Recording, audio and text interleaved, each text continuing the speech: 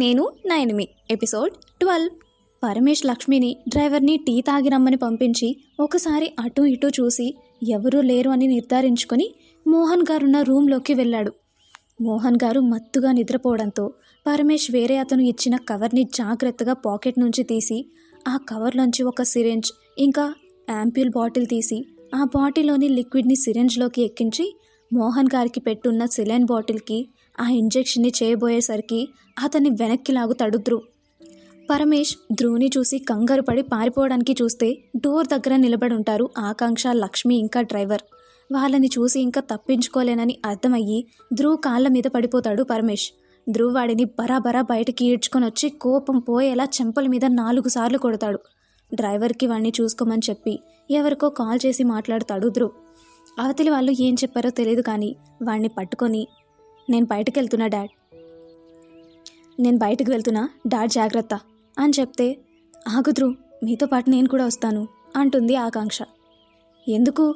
ధ్రువ్, నీ కోపం నాకు తెలుసు, ప్లీజ్ నన్ను కూడా రానివ్వు అనేసరికి ధ్రువ్ కూడా కాదు అనలేక ఆమెని కూడా వెంట పెట్టుకొని బయలుదేరుతాడు. హైదరాబాద్ అవుట్స్కట్స్లో ధ్రువ్కి గెస్ట్ హౌస్ ఉంటే అక్కడికి పరమేష్ని తీసుకువెళ్తాడు.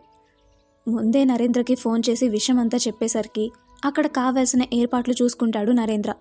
లోపలికి వెళ్ళిన తర్వాత వాణ్ణి ఒక కుర్చీకి కట్టేసి రక్తం రాకుండా ఇష్టం వచ్చినట్టుగా కొడతాడు ధ్రువ్. ధ్రువ్ ఆగు, ఇంకా చాలు అని ఆకాంక్ష చెప్తున్నా కూడా ధ్రువ్ కోపం తగ్గకపోవడంతో మా డాడీని చంపడానికి ప్రయత్నిస్తావా? ఎంత ధైర్యం రా నీకు అని పిడికిలి బిగించి మొహం మీద ఒక్క పంచ్ ఇచ్చేసరికి అప్పుడు వాడి నోట్లోంచి రక్తం వస్తుంది. ధ్రువ్ ఆగమని చెప్తున్నాను కదా, ఇంకాగు. వీడిని కొడితే ఏమొస్తుంది మనకి? ముందు వీడు వెనక ఉండి ఇదంతా ఎవరు చేస్తున్నారో తెలుసుకోవాలి. వీడిని చంపేసి వాళ్ళెవరో తెలుసుకోకపోతే వీళ్ళలాంటి వాళ్ళు ఇంకో 10 మంది దొరుకుతారు వీడు వెనుక ఉన్న వారికి. ధ్రువ్ని బయటికి తీసుకువెళ్ళమని నరేంద్రకి చెప్పి, చూడు పరమేష్, నీకు డబ్బు అవసరం ఉండే నువ్వు పని చేసావని నాకు అనిపిస్తుంది.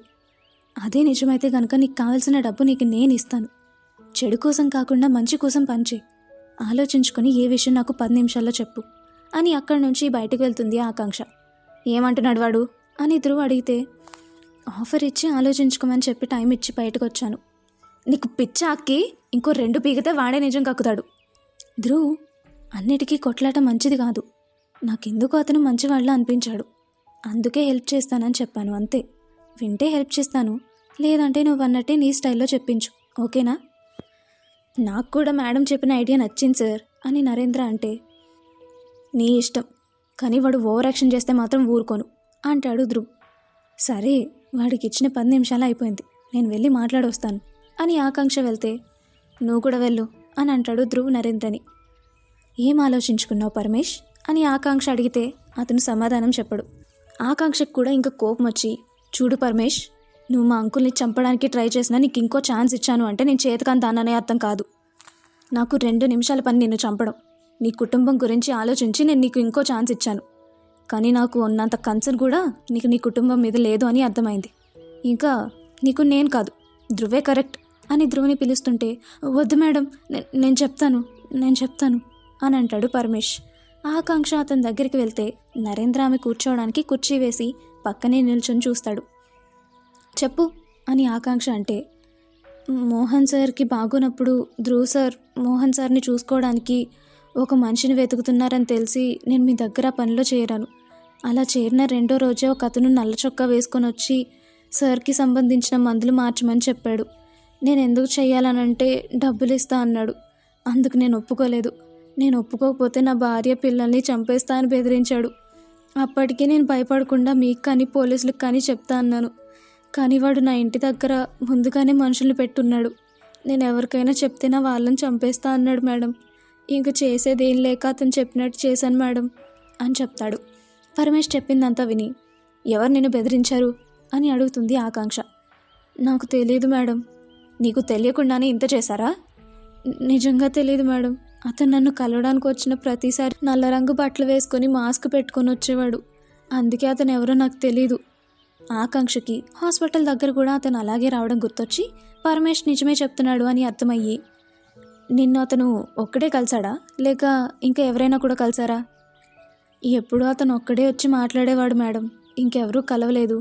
ఇంతలో బయట నుంచి ధ్రువ్ ఆకాంక్షని పిలిచేసరికి, సరే ఇంకా ఏమైనా గుర్తొస్తే తర్వాత చెప్పు అని పరమేష్కి చెప్పి నరేంద్రకి అతనికి ఫుడ్ పెట్టు అని ఆజ్ఞాపించి బయటికి వెళ్తుంది.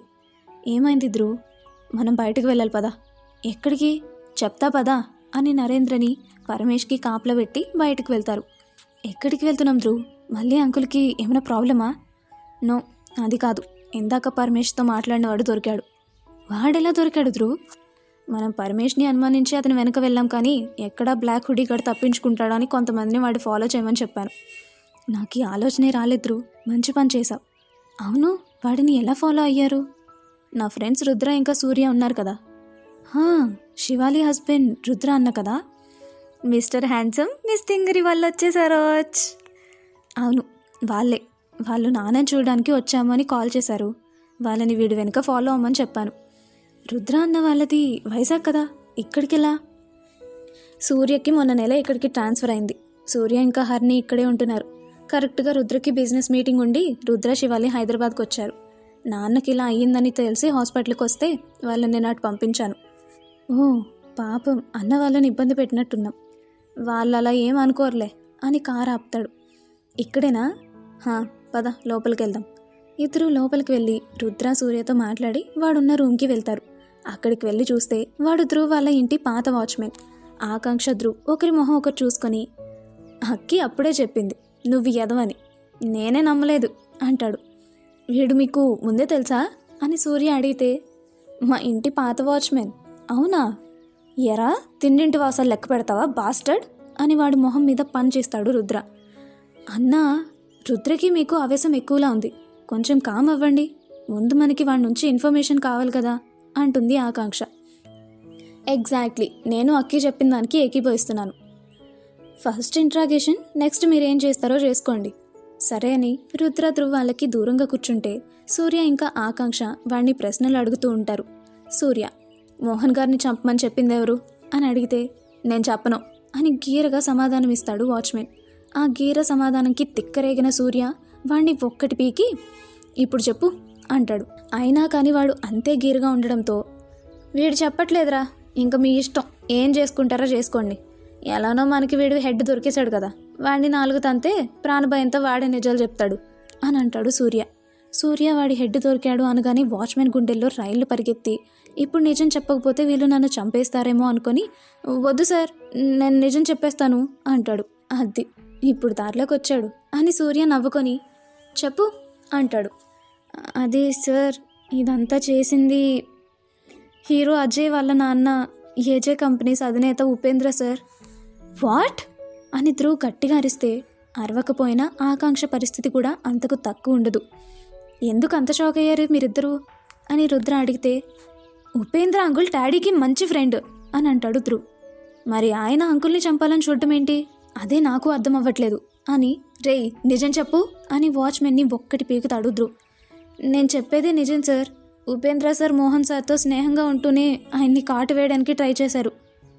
అసలు ఎందుకు డాడీని అంకుల్ చంపాలని చూశారు? అది నాకు తెలియదు సార్, కానీ నాకు ఈ పని అప్పగించింది మాత్రం ఉపేంద్ర సార్ పిఏ. ఈ విషయం అజయ్కి తెలుసా అని ఆకాంక్ష అడిగితే, లేదు మేడం, అజయ్ సార్ మీకు బెస్ట్ ఫ్రెండ్ అని ఆయనకి ఉపేంద్ర సార్ ఏం చెప్పలేదు.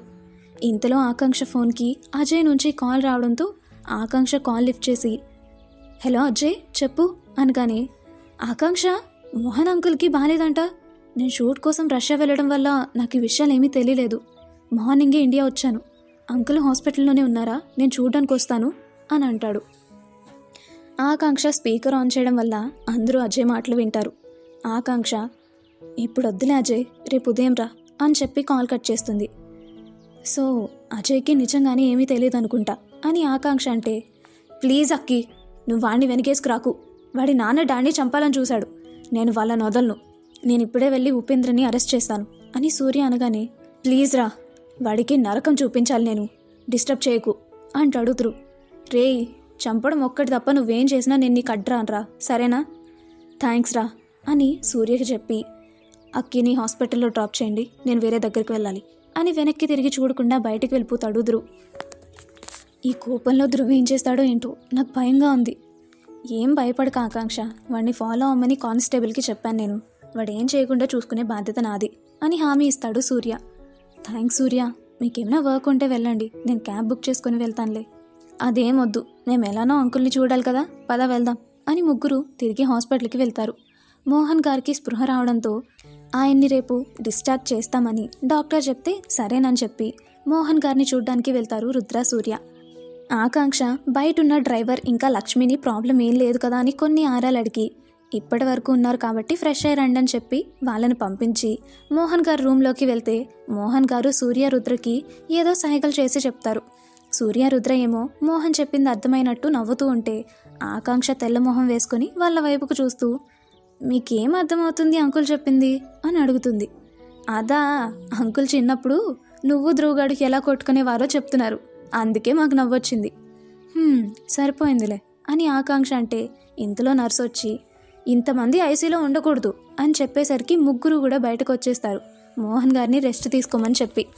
వీళ్ళు ఇలా ఉంటే ధ్రువ్ ఏం చేస్తున్నాడో చూద్దాం రండి. ధ్రువ్ వీళ్ళ ముగ్గురిని వదిలేసి వేరే చోటికి వెళ్ళి అక్కడ చేయాల్సిన పని మొత్తం పూర్తి చేసి హాస్పిటల్కి వెళ్తాడు. అప్పటికే రుద్ర ఇంకా సూర్య వాళ్ళ ఇంటికి వెళ్ళిపోవడంతో ఆకాంక్ష ఒక్కరిదే ఐసీయూ బయట కూర్చుని నిద్రతో కునికి పాటలు పడుతుంది. అది చూసిన ధ్రువ్ ఆకాంక్షని ఇంటికి వెళ్ళమని చెప్పినా తను వెనుక ఆ రాత్రి ఎలాగోలా కాలం వెళ్ళదీస్తారు. మార్నింగ్ 10కి మోహన్ గారిని డిశ్చార్జ్ చేస్తే ఆయన్ని ఇంటికి తీసుకెళ్లి కొన్ని రోజులు షూట్కి బ్రేక్ ఇస్తారు ఇద్దరు. 2 రోజుల తర్వాత టీవీలో బ్రేకింగ్ న్యూస్, ఎనర్జీ డ్రింక్ అని చెప్పి జనాలకి డ్రగ్ అమ్ముతున్న ఏజే ఇండస్ట్రీస్ అని రావడంతో ఆకాంక్ష షాక్ అయి చూస్తుంటే ధ్రువ్ మాత్రం ఆ విషయం ముందే గ్రహించినట్టు పెదవుల మీద ఒక గర్వపు నవ్వుతో టీవీ చూస్తూ ఉంటాడు. అజయ్కి కంపెనీతో ఏం సంబంధం లేకపోవడంతో ఉపేంద్రని మాత్రం పోలీసులు తీసుకెళ్లడం టీవీలో పదే పదే చూపిస్తూ ఉంటారు.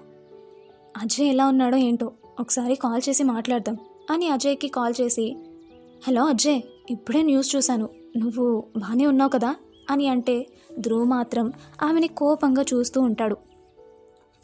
నాకు అతనికి ఎలాంటి సంబంధం లేదక్కి, ఆయన ఇలాంటి దుర్మార్గాలు చేస్తాడని నాకు ముందే తెలిసినా మరీ దిగజారిపోయి చిన్నపిల్లలు తాగే ఎనర్జీ డ్రింక్లో డ్రగ్ కలుపుతారని అస్సలు అనుకోలేదు. అదే కొంచెం బాధ అంతే.